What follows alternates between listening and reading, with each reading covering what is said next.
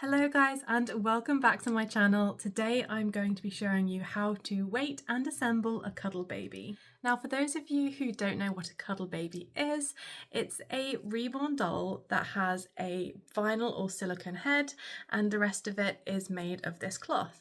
You can get different sizes of cuddle babies and these come in all sorts of different types as well. You can also get ones that are pre-made up for you and have joints and things like that. Those do tend to be more expensive though. This particular body cost me around £15 off Etsy. So without further ado, let's get into it. So I have got everything I'm going to need here. For weighting of the limbs, I'm going to be using poly pellets, which I have here. I will also be using some polyfiber stuffing. And then for the weighting of the body and the head, I will be using a pair of tights and some steel discs. In the past, when I have made cuddle babies, I have only used poly pellets to fill the limbs, and that's absolutely fine, but you do end up with quite a heavy body and the limbs do feel very, very light. So for this time, I'm going to be trying and weighting the feet with steel pellets and then having polyfill above that. Sorry, I mean poly pellets above that. So I'm using my scoop to scoop in some of these little steel discs, which I will pop. And I'm essentially just going to fill up the foot with that. And I can already tell that feels better. I'm going to do it on the other foot as well. So that's roughly the same.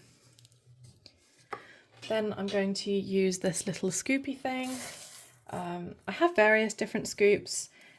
You definitely need some form of scoops to fill any reborn because they can be really fiddly and this can be a very, very messy process. I cannot tell you how many times I have managed to knock my weighting material and it's gone absolutely everywhere. So I'm going to fill this limb with the poly pellets up to around here, just below where the poppers start. I do prefer poppers. In the past I have used ones where you sew them up and it just takes a very, very long time to sew them. So it makes everything take longer, whereas this way, much faster, much easier on the hands. I was concerned when I first used this type of body that the poly pellets might come out more easily because it's not like it doesn't feel as secure, but I haven't had an issue with that. So yeah, I highly recommend this type of body. So now I am stuffing my stuffing into this area at the very top of the leg. And once I am happy with how that feels, I am just going to pop these closed. And this is again why it's so much easier to have the popper version. Still a little bit fiddly, but also very easy to adjust if you're not happy with it afterwards as well. So now I'm going to do the rest of these limbs. I'm going to do exactly the same with the steel discs in the arms and hands as well, but this is an even smaller opening, so as I said, very, very fiddly. Okay, so now my arms and legs have been done. We're going to move on to the torso. So for that, we will start by getting our pair of tights and creating a weighting pouch. So I'm going to cut my tights off at the top of the leg here. I don't use this portion, so I do throw this out once I'm done with it. Let me know if there's a better use for it in the comments. And then I've got one leg of my tights and I fold that into thirds and I cut just over a third off. This will be the weighting portion for the head and this will be for the body. So the body part is always a little bit bigger. I will be tying this up so that it is secure at the bottom. There's no holes for it to go through. And then I grab my scales and a jug. So I'll pop this all on the scales like so. Zero it. And then I like to put around 2 pounds of weight in the body. That is exactly 2 pounds. If you are just putting poly pellets in the limbs, then you might want to weight this a little bit heavier depending on how heavy you want your cuddle baby. I think cuddle babies are perfect for cuddling, and so I like my babies to be on the heavy side, but that is personal preference. So now I'm going to tie up the top of this. So they've still got enough space to move around, but there is obviously quite a lot left over. And with that, I will be just doubling and tripling this. So I twist and then double over. So this weighting pouch is nice and secure and nothing is getting through. I'm going to repeat the process now for the weighting that's going in the head, but that is going to be lighter. So I'm taking a smaller jug. I actually have a whole set of these that all came together from Amazon. So I would recommend getting something like that. That's been helpful to me. And I'm going to go and do exactly the same process, but as I said, put less in the head part. So zero that.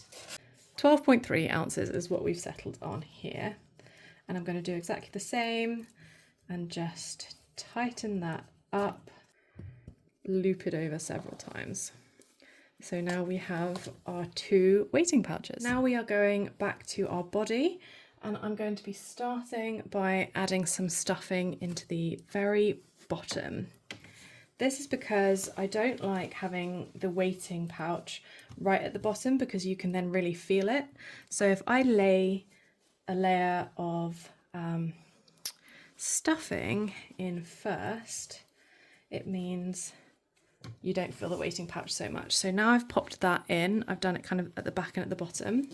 I'm going to slip the weighting pouch in, make sure it's towards the bottom of the body, and then I'm going in and making sure there is stuffing all the way around the edge. So again, I definitely can't feel that weighting pouch. And I will get more stuffing and add it into the back as well.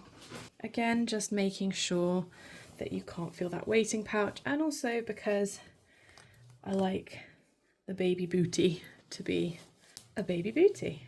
So once I'm happy with the position of the weighting pouch, I can feel this is a nice heavy cuddle baby, so that's going to be really nice to hold. I will add stuffing as much as I think I need into the kind of top part.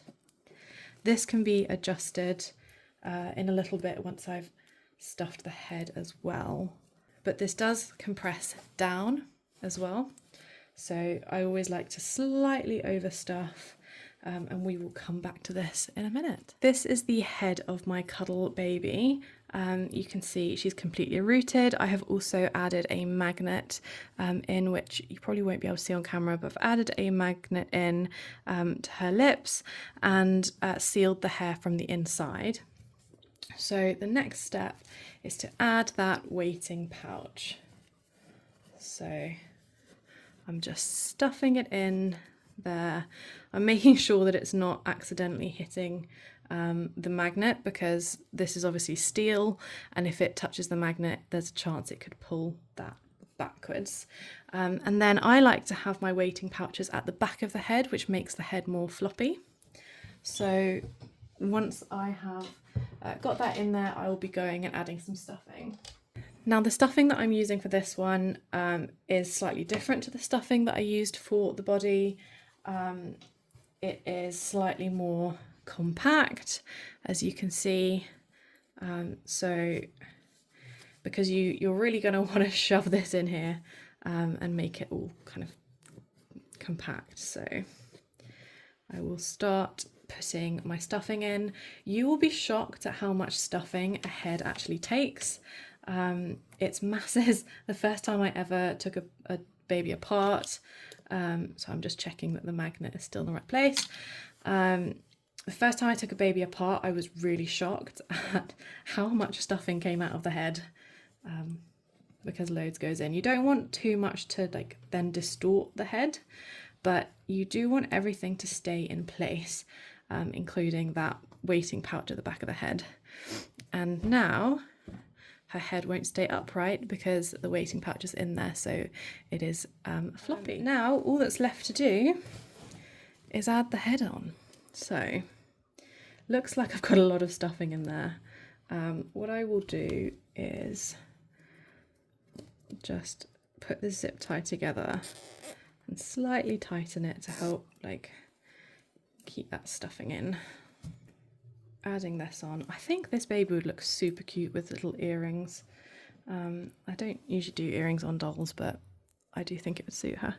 Anyway, I'm just tightening this. I think I'm happy with how much stuffing is in her top, but this is the point where you would adjust that if you want to at all. I'm making sure I'm happy with how floppy the head is. It's nice and floppy. And then making sure that I can still turn the head side to side, but that the head's not about to come off. So making it a little tighter if it feels like it might come off. I can still turn it. It still feels like it's gonna come off if I pull it really hard. So just do a couple more clicks on there. I can still turn it fine. And I think we might be done with her. So then I take my nail nippers and I just cut it there. And she is all done. Thank you so much for watching this video. If you enjoyed it or found it useful, please leave a like. This is going to be part of a larger tutorial series where I'm going to show you every step that I do to create one of these realistic baby dolls. So if you are interested in that, then please consider subscribing, and I will hopefully see you next time.